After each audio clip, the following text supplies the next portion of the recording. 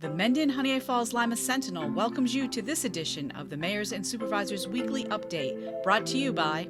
Each week, our community makes history. Each week, you make history. And each week, there's only one source to turn to for the first take on history. You know what that is? Subscribe to the Sentinel right now to discover the history being made in your own backyard. The Mendon-Honeoye Falls-Lima Sentinel. More than just your news, it's your history. Welcome, everyone, to this week's edition of the Mayor's and Supervisors Update. I'm Chris Carosa, publisher of the Mendon-Honeoye Falls-Lima Sentinel, and each week we bring you the goings-on in the towns and villages that we cover. This week we'll be starting with John Moffat. John, what is going on in the town of Mendon? Well, today I wanted to share some age-friendly facts that were accumulated in the fall of 2024 from Nazareth University, St. John's, and the Monroe County Aging Alliance, based on the town of Mendon. And based on this information, our largest age population is between 50 and 54 years old.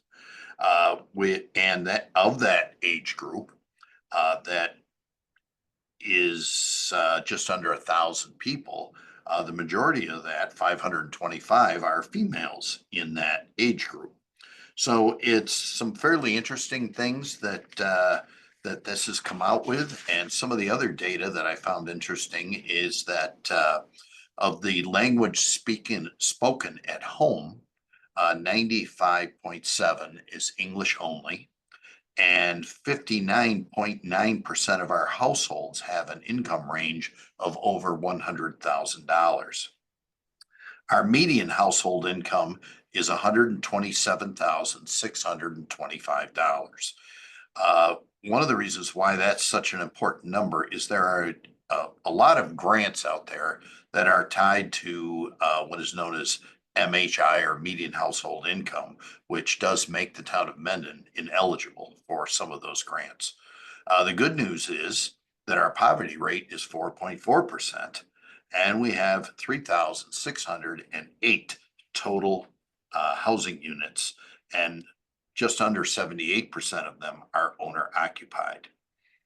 Over 98% of our residents have health insurance, which of course is a great thing. And our employment rate is over 62%, and our unemployment rate is, now I can't find it. Anyway, it's low. Let's put it that way. And our households with computers is over 95%, and over 90% have broadband internet. So I think it speaks highly of the community as far as income and a very low poverty rate, and the ability to have access to the internet. And we certainly appreciate the work that was done by the agencies that compiled this information, which they did for every town in Monroe County. And that covers it for today. All right. Thanks, John. And now it's over to Rick in Honeoye Falls. Rick, what's happening there? Hey, Chris, it's great to see everybody again. Just a few things to go over for the village of Honeoye Falls this week. Just as a reminder, on April 7th, that's coming up next week, April 7th is our budget vote and public hearing, as well as our annual business meeting. That is Monday, the 7th of April. The public hearing and budget vote normally start at 6 p.m. with the annual business meeting where we do all of our appointments and etc. That starts right at 6:30 p.m. So please keep that on your calendar. Anyone is welcome to attend. The Honeoye Falls Fire Department has celebrated another year of service to the greater community. A celebration banquet was held at the RIT Inn and Conference Center on Saturday, the 29th. We look forward to providing information on any special awards that were presented. We sincerely appreciate all those that serve our community in the emergency services departments as both volunteers and paid staffing. Your dedication and professionalism are so very important to all of our residents, so thank you again. Speaking of the fire department, a new extractor. What's an extractor? Well, that's a fancy name for a big washing machine. But that was delivered and installed at the Honeoye Falls Fire Department facility this past week. This is used to wash all the fire gear, or their turnout gear as it's known as, that becomes soiled and may contain harmful chemicals normally found on a fire scene. This equipment replaces an older extractor, and it was purchased as part of a $105,000 FEMA grant that the village was awarded for the fire department this past year. The balance of that funding was used to purchase new gear that will replace some of the firefighters' gear that is turning too old to use. So we appreciate that FEMA grant. It worked out very well for us and got us some equipment without having to have our taxpayers pay for that directly. So that was wonderful. The village is entering into an intermunicipal agreement with the County of Monroe library system to place a charging table at the Pocket Park, I'll get that right, at the Pocket Park on West Main Street near Norton Street. This table will be similar to a picnic table with an umbrella, but it'll be a solid umbrella, but an umbrella type covering, which allows users to charge cell phones, tablets, laptops, etc. via a solar powered charging unit. This is being paid for through a grant that the Monroe County Library System received, and Honeoye Falls is one of the recipients being chosen. This is also to help promote better connectivity all over the community and throughout Monroe County. With the better weather coming, we anticipate road projects beginning to pick back up very soon. In Honeoye Falls, we'll have a few things happening again. Obviously, we've had a couple of water main breaks occur. The four corners, or the intersection of Monroe Street and North Main, will need to be worked on in the future, as a big water leak happened there just a couple weeks ago. And an area on the freshly paved West Main Street near Canandaigua National Bank will need to be repaired due to a water main break there as well. Also, the East Street Bridge near Village Hall will begin to see work being done once again.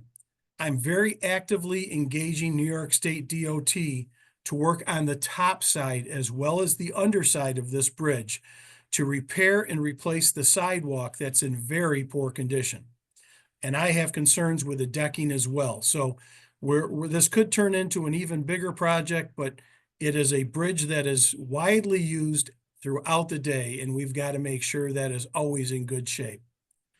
Lastly, as a reminder, our DPW staff is beginning to get out and repair plowing damage to the sidewalks throughout the village area. This damage does occur each and every year, and while residents are supposed to shovel and plow the sidewalks in front of their homes, the village does plow in an effort to make walking just a bit safer for the kids going to school and also just traveling through the village. We do realize that the weather pattern this year was extremely difficult compared to most and it created a lot of ice buildups, and it was very extreme. This was an issue throughout the region, and we certainly hope it's beyond us now. So Chris, thank you very much. I appreciate the opportunity to be on. We hope everybody has a great week coming up.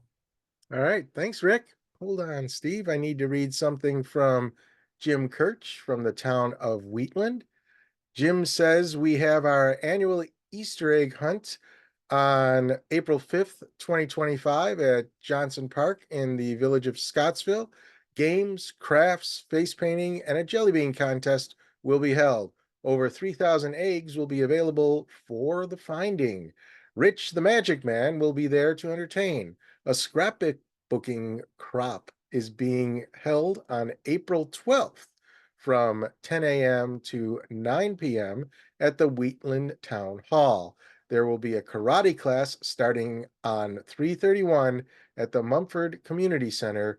We will also be holding a pottery class, The Art of Mandy, on April 3rd, 2025. Open swim is on Tuesdays from 6 to 8 p.m. through June 17th at the Wheatland Chili High School pool. The Recreation Department is busy planning for our summer camp. The camp will run from July 7th through August 15th. We hope to build on the success from last year. For a full list of upcoming recreation programs and registration information, go to wheatlandny.myrec.com. Our senior center is open Monday, Wednesday, Thursday from 10 to 2 p.m. Lunch is served each day. The lunch menu is available on the website. To RSVP for lunch, please call 889-1284.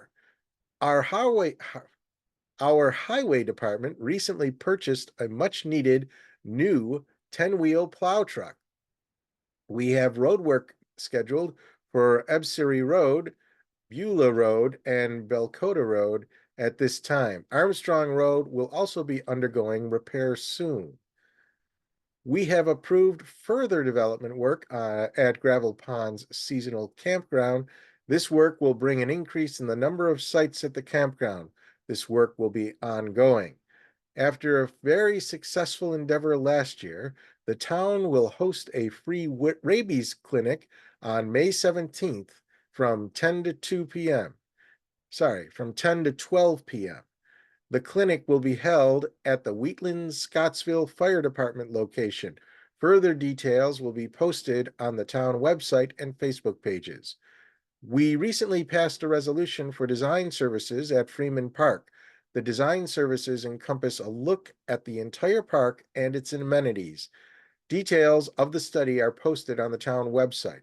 For Freedom Park permits, please get in touch with the town clerk's office at 889-1553, option number 2. Finally, the town board meetings are held on the second Thursday of each month at our town hall location. They start at 7 p.m. That was from Jim Kirch, the supervisor of the town of Wheatland. And now it's over to... So, Mike, what's going on in Lima? Hey, Chris, thanks for having us again. All kinds of stuff going on in Lima. This past week, we did have a raccoon that was captured and tested positive for rabies. So if you are in and around and you are seeing any sort of animal, not just a raccoon, that seems to have an inability to walk or the appearance of drunkenness, unwillingness to drink water or eat, if the animal is drooling or frothing or aggressive, or if it's an animal that normally would not come near people that is now coming near people and doing any of that stuff, just stay away from it and call the sheriff's department or the health department at 243-7280 to see about the rabid animal. Remember, if you are bitten, to call the sheriff's department immediately and then seek medical treatment, which you will need to undergo a course of rabies vaccination. The Livingston County Health Department is going to host a community baby shower. That's going to be coming up on April 16th from 10 a.m. to noon. And it's at the Building 1 Conference Center up on the Murray Hill campus up in Mount Morris. This educational event provides support and resources for new and expecting moms, families at any stage of parenting, and interested residents from across the county. More than 10 community partners will be on hand to meet families, share information, provide car seat safety checks, and more. No registration is required. You can simply show up for that. The Livingston County Youth Bureau has announced the 2025 Teen Recognition Award winners. The award celebration is going to be on April 23rd at Willow Creek. And from the town of Lima, the award winners are Reagan Banker, Ethan Cole, Anthony Hage, Marley Ross, Ava Yesko, and Matthew Zigaldo. And so congratulations to all of them, and I will see you at the dinner. The new Livingston County travel guide is out for spring and summer. You can go and there's copies around, mostly the travel plazas and stuff like that. We have a couple here at the town hall. You can also call the tourism office and request one if you would like. These are beautifully done, nicely bound, beautifully photographed pieces of literature that definitely are worth taking a look at. A lot of cool things to do in Livingston County. The Lima Town Board will be meeting on April 1st. No, not a joke. Actually, April 1st, that's our day. And so we will be waiting to see if the permissive referendum for the water district passes or not. That's not up until April 4th. So we won't actually know at that meeting if the district has passed or not. I guess we'll see. Many other things to talk about. We'll be here at 6:30 at the Lima Town Hall, April 1st. And that's all I got, Chris. All right. Thanks, Mike. Steve, there we go. Steve, what's going on in Henrietta? Well, of course, the big news is the ongoing reassessment, townwide reassessment. It's actually Henrietta's first townwide reassessment in decades.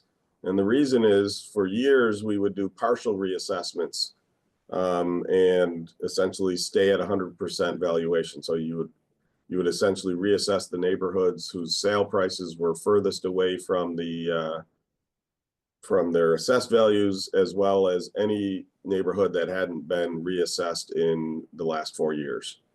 We used to be able to do that and stay up with it, but that's when you saw growth in real estate markets of, single digit percentages. In fact, looking at some houses on the markets, I was just doing this because I was on Evan Dawson's show earlier this week. And so I wanted to pull up some hard data. In looking at a number of houses, they grew at about the rate of 4% from 2003 to 2018. And I don't mean 4% a year, I mean 4% total. From 2018 to 2022, they grew by about 45%. These are entry-level homes.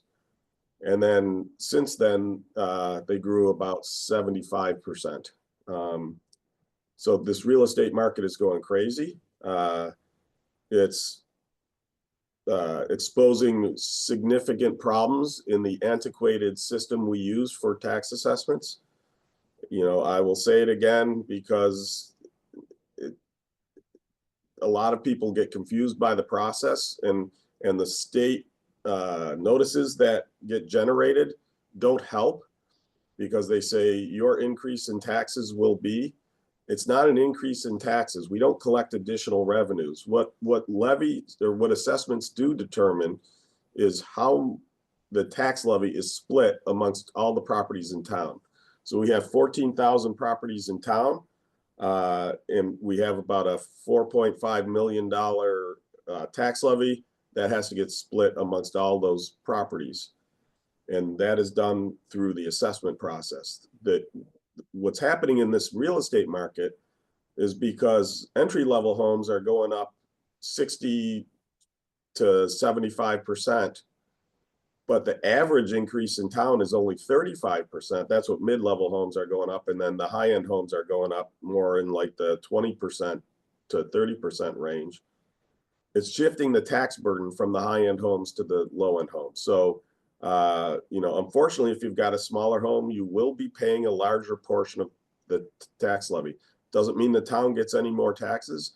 In fact, unless there is a significant downturn in the economy that has a really bad effect on sales tax revenues, because of the significant increase in cannabis tax revenues, I fully expect us to actually decrease our tax levy this coming year. But again, that's a long ways away, and between tariffs and trade wars and everything else going on, who knows what the economy is going to be like 6 to 9 months from now. So, but like I said, the system's broken. I've been reaching out to Albany. Unfortunately, they're right in the middle of the budget process, but I did hear back from Senator Jeremy Cooney. He wants to meet with me when he's back in Rochester in early April to go over this, because, you know, there are some short-term things we can do today, and by we, I mean Albany, with regards to helping seniors on fixed income, limited income. Unfortunately, we can't help everybody right now because there's something called taxable status date of March 1st. And there's a lot of the changes would have been required to be in effect by March 1st. But for those who are already entitled to get the senior limited income, I'm trying to get Albany to increase the amount of the exemption. So if you didn't already qualify, it's too late to qualify anew, but they could increase the amount of the exemption you get. At least I believe they can. I'm not a legal expert in real property tax law, but from my base understanding, I'm certainly going to try to pursue that. And then in the long term, I really want to overturn the whole system so that we go to a formulaic process, such that if you don't change your house, your assessment never changes. We need to get away from something as volatile and nebulous as real as market value. It doesn't make sense that just because your house is rising at a faster rate than a larger house, you should pay a larger share of the taxes. That just doesn't make sense. Like I said, it's antiquated, and with the current market, it's broken. The other thing, it's now the season where you're starting to see door-to-door salespeople going out. I think I may have mentioned this before, but we did issue solicitor license badges. They do have a town logo on it. It doesn't mean they're from the town. It will also say their company, but it basically just lets you know that they are licensed from the town. If somebody is coming door to door without one, and there's a couple exceptions to that I'll mention in a minute, let us know, because they're not supposed to. There are a few exceptions to this. People out getting signatures for campaign petitions or seeking office, they're exempt. Girl Scouts selling cookies, they're exempt. Religious organizations, they're exempt. But if it's a company trying to sell you a product, they do have to be licensed. Currently, there is only one company licensed in Henrietta to go door to door, and that is Renewal by Anderson Windows Company. We're now in the season where we'll start to do the lawn repairs. We've actually already started them. So if your lawn had plow damage, you should see crews coming by to repair that lawn. If in about 2 to 3 weeks you still haven't seen your lawn damage repaired, either call 359-7005. That's the dispatch office. Let them know your address and that your lawn was damaged. Or you can send an email to dispatch@henrietta.org. So again, that's for lawn damage caused by plows. I will note that there have been a couple instances where it wasn't us. There was one where it was pretty obvious. Whoever was plowing this person's driveway was pushing the snow all the way across the road and dug up their neighbor's lawn. So we've notified them and that they have to come and repair their neighbor's lawn. As anyone who's ever tried to get or recently tried to get in and out of Southtown parking lot, it is a minefield. It's a real hazard. We did send them a notice that they had to repair it. They did not. So we passed a town board resolution authorizing our crews to go fix it. We were going to do the repairs this week, but then we learned that the asphalt plants are opening up on Monday. So rather than just do a cold patch, which don't last all that long, we decided we are going to use asphalt, do a hot patch solution. I will make sure everyone knows that gets billed to the property owner. Taxpayers are not paying for this, but when it's a danger to the public, we can issue them a notice. If they don't resolve it, we can come and fix it, send the bill to them, If they don't pay it, it gets levied against their property taxes, and it's a lien against the property. So that should start happening, like I said, early next week, because those are really dangerous. In fact, there's one that a whole car could fit into. We have temporarily filled it with pavings, and I'm not exaggerating. If you watch these people come in, they have to slow down to a crawl, and it's horrible how much they let that parking lot go. We have started some of the designs work with the architects and the HVAC MEP specialists on both the dog park, the new clubhouse for the golf course, and the senior center expansion. Our one fear on the senior center expansion is it's being paid for by ARPA funds, and the Trump administration just sent out some notices making it sound like they're going to try to pull back any of the funds that haven't already been expended. So we're a little bit afraid of what's going to happen to that funding. We'll continue to do the design work. We also happen to have a $150,000 donation, which is not enough to do the expansion, but it would be enough to do the design as well as replace the existing floor. So hopefully the money that was earmarked to do this expansion will not get clawed back, but I will say I'm a little nervous. And that's about it. All right. Thanks, Steve. John, anything more? Nothing. All right. Well, thank you guys for being here. Thank you all for watching. Remember, this program airs every Sunday at 1 p.m. on our Facebook page and YouTube channel. Like the page, subscribe to the channel, and those platforms will notify you when the show begins. Otherwise, you can read it in next week's newspaper. The transcript is available there. That's all for now. See you all next week. Bye-bye Have a for good now. week.